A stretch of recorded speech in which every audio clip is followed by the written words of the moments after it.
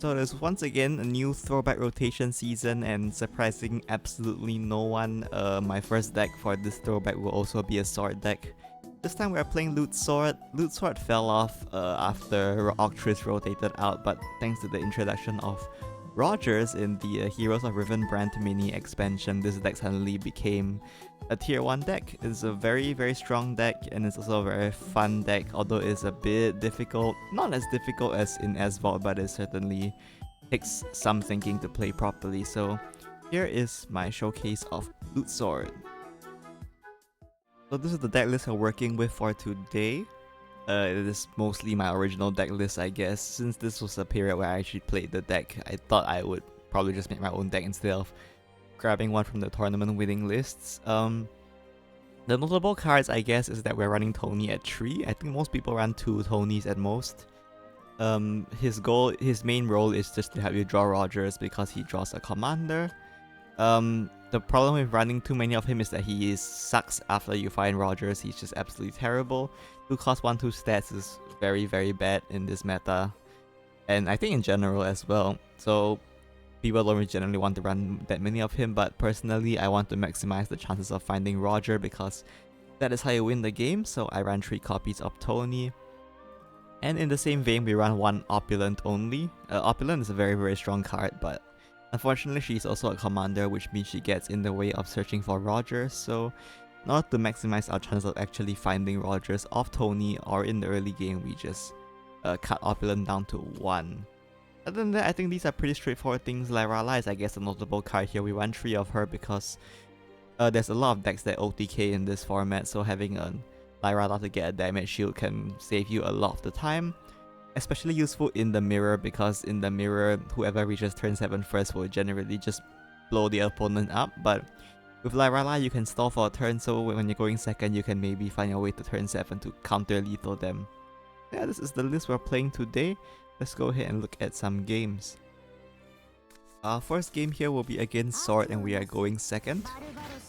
I guess generally in the mirror, well, we expect it to be a mirror because Loot Sword is by far the most popular sword deck and the strongest in this format. Of course there are other things like Rally or Toilet running around, but for the most part I just assume it is Loot Sword when I play against Sword in this format. For the mulligan, just hard search Roger. You don't even keep Tony because once again, as I said, Tony kind of sucks and you don't really want to play him, so hard searching for Roger is, I think, better. So yeah, in the Loot Sword, the mirror, going first is heavily favored. Unless one side breaks, going first, you reach turn 7 first, so you blow your opponent up first. Of course, the complicating factor is going to be Lyrala, so you can want to look to make good use of this Lyrala at some point in the game. Other than that, the early game for this deck is quite straightforward. Just play loot generators like this Penguin Punisher or your Thief, and then find Rogers. That's it. So this time we're playing Deep Sea Scout here to find Rogers. Opponent drops the Opulent here. I think that's fine. It's like a big follower, but we have our evil turn now, so it's not like we're gonna have trouble clearing the Opulent. So thankfully we do top deck Rogers here, which we're gonna go ahead and just play, which will help us win the game because Rogers' leader effect is extremely powerful. The first time you each turn, the first time you play a loot, you recover 1 play point, and the second time you play a loot, you ping your opponent damage phase. So this helps you get both your loot count as well as chip some damage, so you can finish them off with Barbaros. If you notice, Barbaros plus Idle Gunner is not a full OTK, it is 17 damage, so getting the chip damage in from elsewhere is quite useful towards getting an OTK. But our opponent does have Rogers as well. So we are a bit behind them, I think, in terms of game plan because they have Rogers as well, and we are going second. They play a decent amount of loots as well. Likely they can finish their loot count next turn, but we're not too sure. Got Rogers here, so we pick it off the top. Try to get Lyrala's damage shield in play, even though probably waiting for next turn is a bit better. But in this case, my idea is that by going Rogers here, we can generate enough loots to hit 7 loots play and fused. Because Roger generates 1 loot when play and 1 loot when evolved. So yeah, we're gonna do that. Then we can hit 7, and the reason why we want to hit 7 is so that we can have Stormrat First Mate ready to generate a loot next turn. And by having Stormrat First Mate generate a loot next turn, we guarantee a 21 damage lethal on the following turn. So my opponent does have their Stormrat First Mate as well, and they will get rid of our damage shield as well as generate a bunch of followers here. They just have to lock their own board here, which is pretty interesting. Even if they didn't lock their own board here, they don't have lethal. At most they have... did they play the necklace cards? I think they played the necklace off the Stormrat First Mate, so they only have 17 damage at most next turn. So even if they didn't do this, they would have been fine, but since they locked their own board for us, we're gonna go ahead and take advantage of that. So we can go ahead and discard our Dread Pirate's Flag here with Stormrat First Mate, and then we trade into their First Mate to fully lock their board, and we just pass. The reason why we lock their board here is that even though they might not have lethal next turn, what they can do is sap Lyrala's damage shield, which will stop me from having lethal, and then they might be able to follow that up with another burst of damage to finish me off in the following turn. So by locking their board here, we prevent them from getting any Lyrala's active. This version of Sword doesn't run any board unlocking tools, so this way we can keep their board locked. We take a bunch of damage here, but we have guaranteed lethal, so we're able to win this game. So we go ahead and play Barbaros here. And of course the standard Barbaros into Tidal Gunner combo with Rogers active is worth noting, it's worth remembering always. Without a 0 cost Pirate's Flag, this is 17 damage, and with the extra Pirate's Flag is 21 damage, so this will be an OTK. So let's move on to the next game.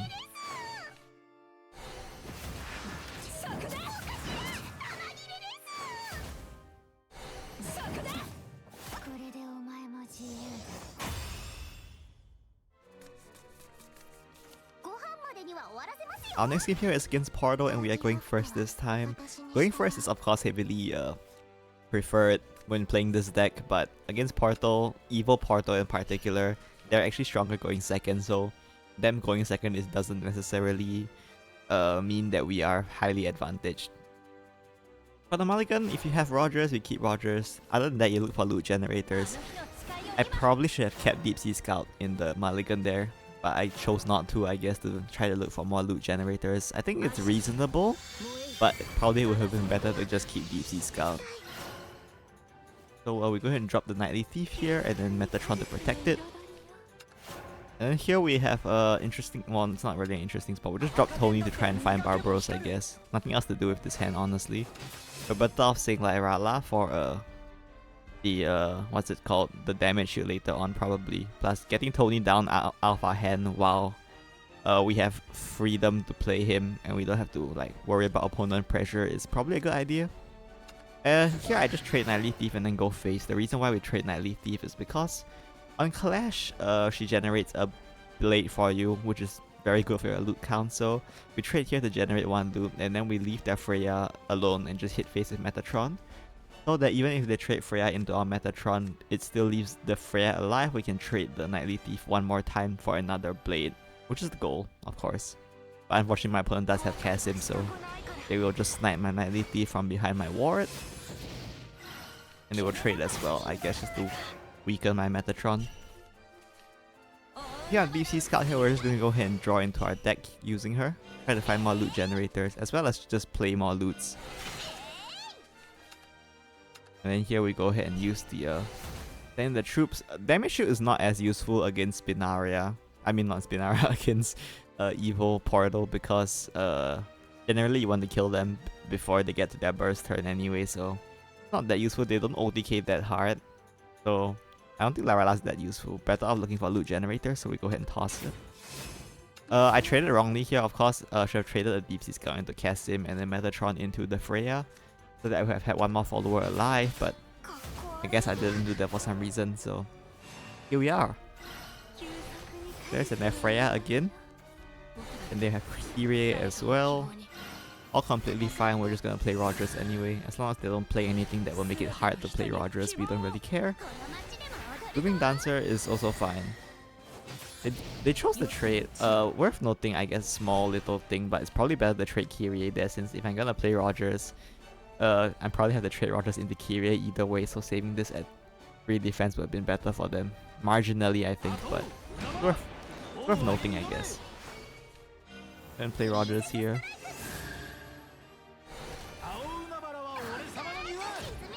And then just play Penguin Punisher to generate loots. Always pay attention to your loot count and how many you need. We can go ahead and use the boots, ping them some points. We do want to ping them damage, so we go ahead and just knife the Freya. At this point we had 4 loots, we have 1 in hand to make 5, so Penguin Punisher can generate 2 loots. Important to remember that Penguin Punisher's evolve effect does generate loots, so yeah.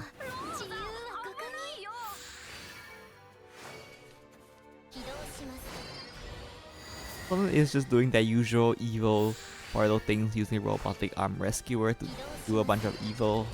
They're at 5 evolve, which is not bad, I guess. It's not that fast either, so we're not too concerned.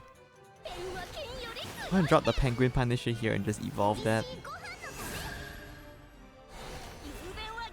At this point we do see 7 loots.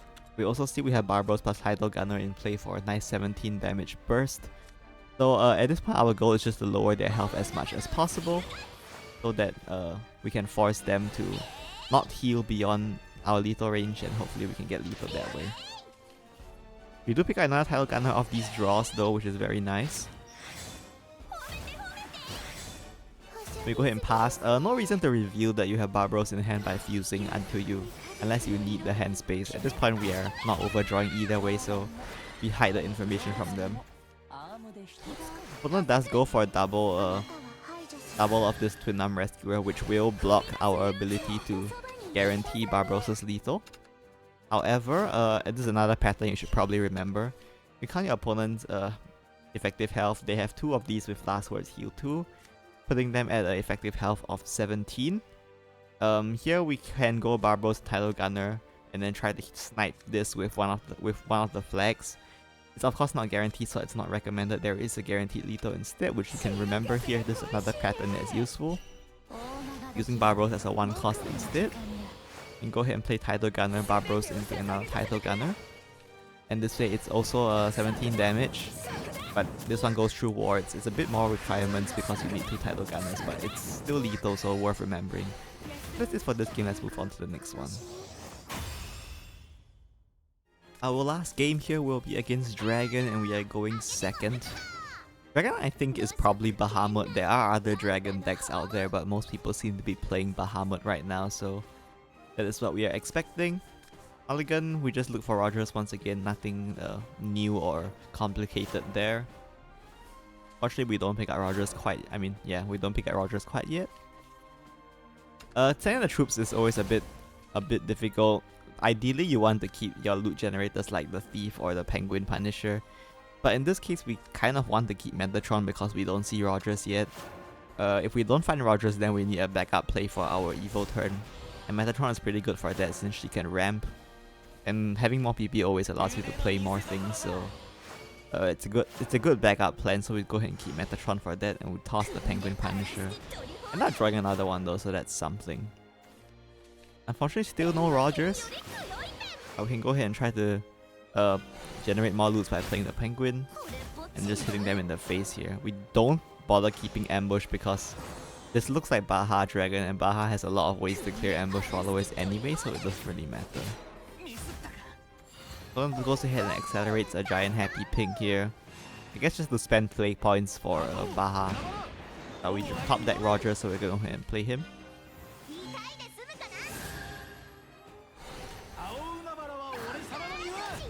And we go ahead and trade. At this point, we do heal Rogers and put it behind a ward with Metatron. Of course, if they have Drazel, then my entire board is gone anyway, but conversely, if they spend their entire turn playing Drazel, it's actually not that strong either. Just ignore the fact that we don't actually have a way to clear Drazel. Well, we do, but it's not a good way. But yeah. I'm gonna just drop the Infernal Meteor here. They technically should have traded first, but I guess they didn't notice.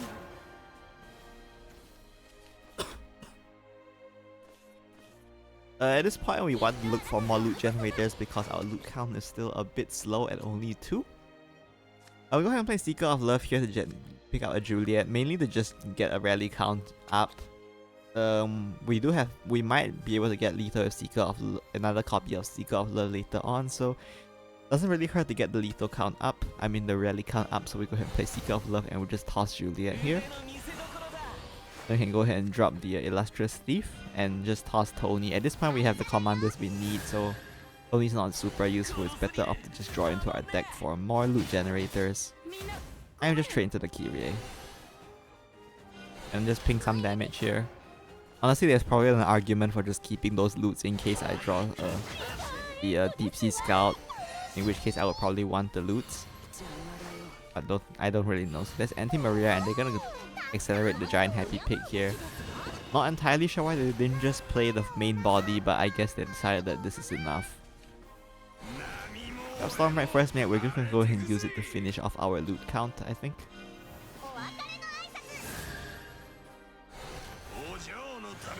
Count the necklace. Hold on to it for next turn. Can burst 19 damage next turn, which is not gonna be lethal because they are at full health, but we can look to follow up with that. We put out the Illustrious Thief here, but by setting our Illustrious Thief, we can have lethal if they don't clear it. Of course, it's most likely that they will clear the Illustrious Thief, but it's just an option to threaten them. Unfortunately, my opponent does clear it with Olivia Sylvia here. And we'll accelerate Bahamut as well. And with Asuka and Shiori, they will go ahead and hit the 50 play point count to summon a Bahamut from their deck. As well as just drop Anti-Maria to just punch me in the face, I guess. So there's the Baha. Looking at a threatening board from my opponent here, and we don't have lethal unfortunately, but what we do have is 2 Tidal Gunners, so we can look for finding lethal that way. So we still need to tide this turn over, and we of course do that by using our first mate is just to generate a flag. After that we play Barbaros to clear their followers.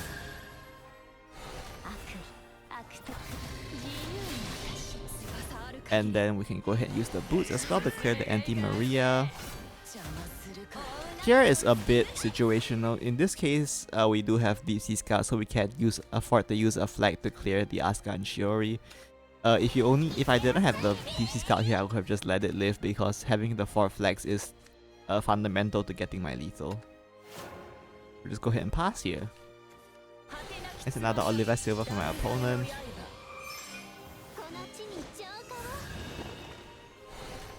Go clear my board. And they do drop the Draziel as well, probably just to deny me a second Barbaros to finish them off with. I guess maybe they don't know, but I don't have another Barbaros. What I do have is 2 Tidal Gunners, so the double Tidal Gunner lethal is as effective as ever since it was released. It's still 20 damage guaranteed. Actually with Roger's effect there's 22 damage now. And then with the knife and the necklace we have in our hand, it's actually more damage than that. So yeah, this is easily lethal. So that's it for this game. Let's move on to the outro, I guess.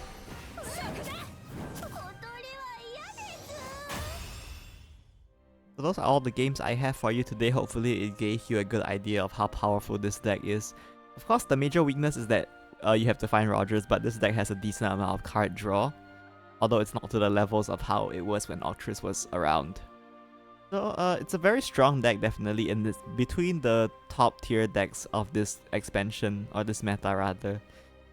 This is definitely the cheaper one. The more expensive one is Crystallized Haven, which has more, like significantly more legendary. This one just has Rogers, Barbaros. Opulent is of course ideal to have, but if you're like very low on Vals, you can even skip Opulent if you want to.